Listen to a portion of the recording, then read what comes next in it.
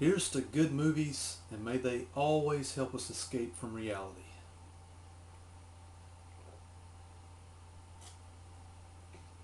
Ah, good afternoon, fellas. This is B Junior here on B Junior's Movie Cave, of course, on the Endurance Productions YouTube channel. What I want to do today, guys, is a good old movie review. My thoughts and feelings on a sci-fi drama slash horror. I don't even know if you call it full-on horror. It's a movie that's basically science fiction, has some action, has some drama, and horror elements thrown in. The movie I want to talk about today, of course, is Prometheus. I've been wanting to talk about this movie for some time now, but I knew going into this review I didn't want to do it just on the cuff. I wanted to think about it a little bit because this is kind of a thinking man's movie. It answers some questions and poses new ones at the same time, and it does leave some loose ends. All in all, Prometheus is one of those movies that I knew in theaters that I was going to, after seeing it in theaters, I was going to have to see this movie at least about 2 or 3 more good times before I could fully pass judgment or give it my kind of all-around reviewage on it, basically. I'm not going to go too much in depth with this. I don't want to think too awful much about this movie.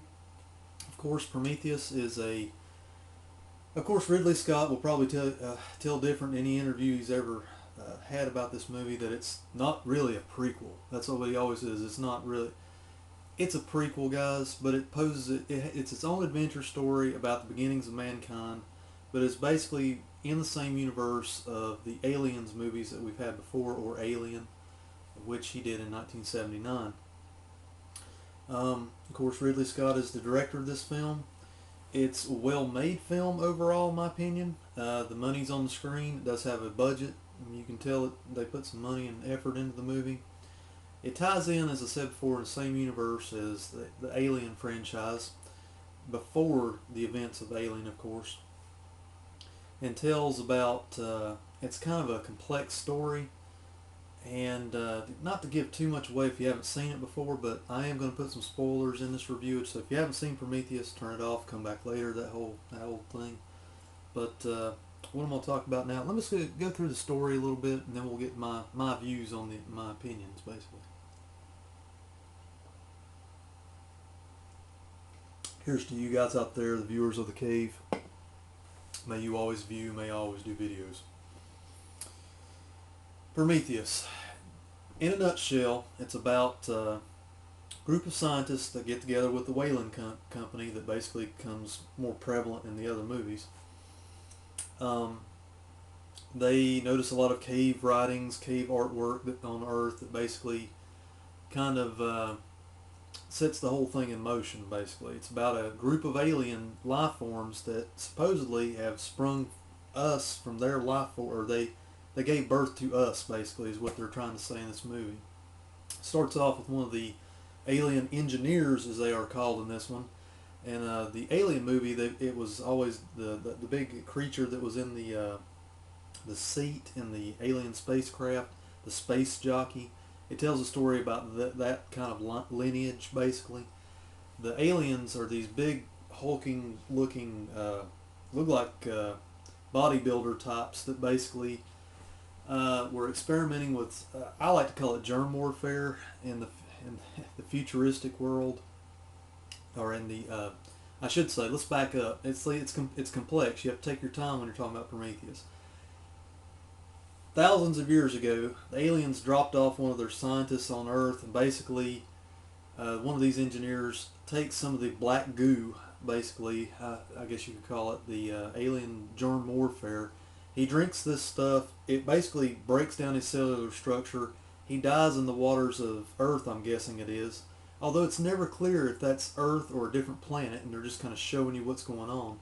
But basically, I took it as Earth. He dies and falls into the waters of Earth, combines his DNA with that of the waters of Earth, springs forth a new life form, which is man, basically.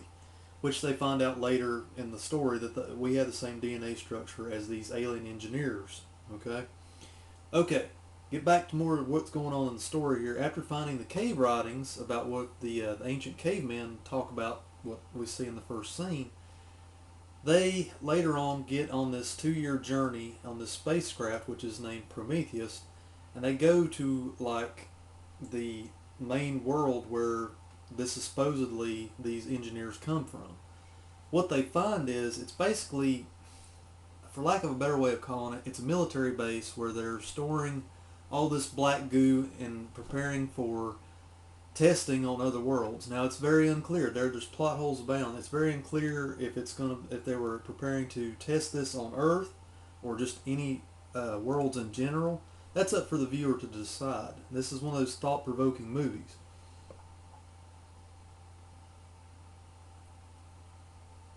So if you're in it for some sci-fi cheese and don't want to think about it too much, Prometheus is probably not going to be the movie for you.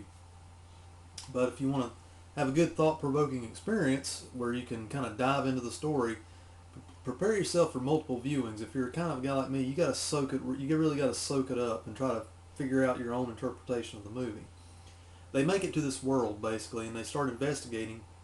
What they find, the more they map of this area, it's very alien-esque from what you see later. What they're giving you, what Ridley Scott brought to you in this story, Prometheus, is a possible solution or setup for what came later in the Alien movies. No, you don't see aliens running around, what we think in the Aliens movies, the black creature running around killing people and, Marine Corps guys shooting them down and all that. No, it's none of that. It's more of a science expedition going on, basically.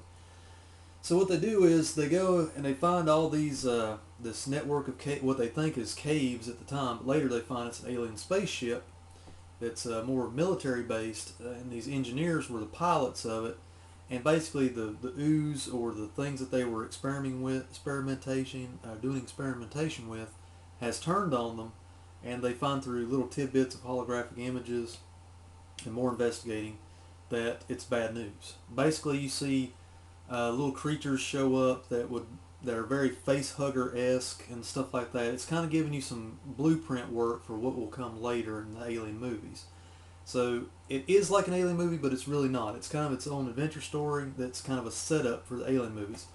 My opinion, guys, it's a prequel. That's what it is. But it's got its own story too that's going on at the same time. So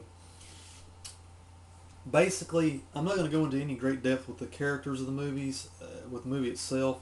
I think it's got pretty good characters from stories that are being put out nowadays. It's not real character development heavy in this movie. I'm guessing that probably in 10 years when Ridley Scott gets off his high horse, he'll make a director's cut a la Blade Runner. There's probably going to be about 3 different versions of this film before it's over. But the internet's all the buzz that I'm hearing and seeing is that Ridley Scott is not going to do a director's cut. This is his director's cut. It's BS, guys. They're going to make money. They're going to make more money. So expect a director's cut to come later. From what I understand, on the Blu-ray and the multi-disc versions that you can buy, I was an El Cheapo. I bought mine previously viewed at the local Blockbuster store, but there's additional scenes maybe out there. And plus you can go to IMDb and you can fill in some of these little plot holes that I'm talking about and kind of bring yourself up to speed on some things that you might be wondering about. Because there's all these different questions. What's her name? What is her name? Charlize Theron's character. Is she really an android like David, Michael Fassbender's, Fassberger's, however you say his name, character? Who knows? I mean, I leave that up to you guys to interpret. I'm just kind of telling you the basic story here. All in all, the same thing happens to them that basically happens to the alien engineers. They're messing around with nature. They're messing around with things that they don't understand, and hijinks ensue beyond that point. I don't want to ruin it, but there's the full third act of the film is very alien-esque in terms of the action and the loose ends that get tied up and the ones that and the loose ends that don't get tied up. Basically, there's going to be probably a sequel to this. Okay, in the kind of the prequel era before Alien, is my feeling. There's been a Prometheus 2 announced on IMDb, but you got to kind of take that with a grain of salt. It may happen, it may not happen.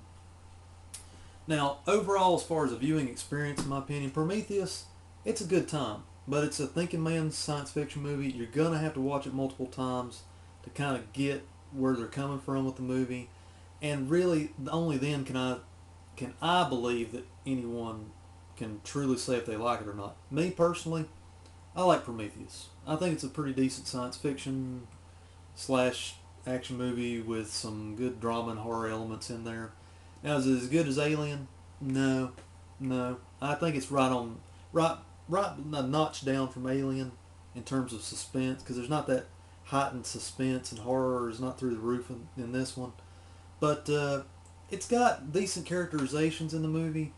The special effects are top notch, and it harkens back to a lot of the same universe of the first Alien movie. And I think they did a pretty decent job with it, with the way movies are being made nowadays that are heavy CGI and all that kind of stuff. You're gonna have to expect that. I mean, that's just the way they do it now. Plus, a lot of movies nowadays are not heavy on plot, and they're not really a thinking man's movie. Everybody wants to go and get that really quick fix, fast food version of a science fiction movie anymore. This one will take you a little while to kind of wrap your mind around it if you're in the market to think about it enough. That's kind of the way I come out on this one. In terms of picture quality, just about any presentation you buy Prometheus, in my opinion, I'm going to go ahead and say blanket opinion. I've seen screenshots of the Blu-rays and stuff. Even if you're watching a DVD, guys, it's going to be at least a 4.5 or even a 5.0 stars on a 5-point scale.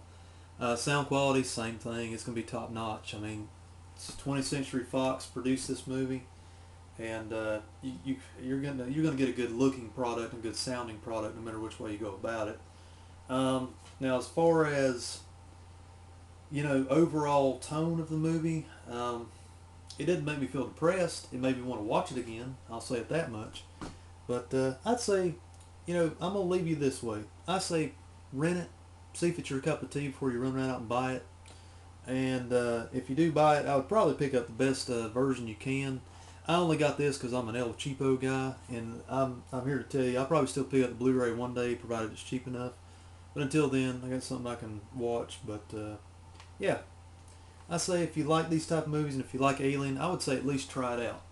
That's been your ramshackle review of Prometheus, Ridley Scott film from this past year or this year. Rock on, dudes. I'll catch you next time. Bye.